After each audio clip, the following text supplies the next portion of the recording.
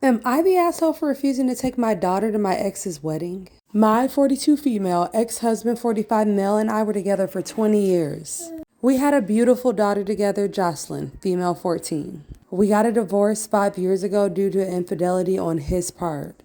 I was devastated. He was the love of my life, and he betrayed all of my trust and loyalty that we had built up. To make matters worse, he ended up in a relationship with the woman that he cheated on me with. They got engaged 1 year later and are set to be married in 2 weeks. Honestly, I'm still heartbroken over my divorce. It's hurtful to me that we were together for 20 years and he could just fall in love with someone else, as if I was nothing. However, Jocelyn was only 9 years old when we divorced, and he was a great father to her, and I never wanted to come in between their bond. Jocelyn loves his fiancée as she's very sweet to her, but she doesn't know why her dad and I divorced. I want to tell her when she's a bit older, and he doesn't want to tell her at all. Anyways, I compromised with him that Jocelyn could come to the wedding, but that he would have to provide transportation to and from the wedding, as I would be no part of it. I don't want to drop my daughter off at his wedding.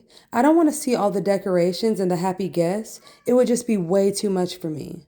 I didn't tell him all of that, obviously, but he agreed. Today, he calls me and asks if he could ask for a huge favor. It turns out that his future in-laws are flying in the morning of the wedding, and he has to go pick them up. Therefore, he can't pick up my daughter the day of, and wanted to ask if I could take her.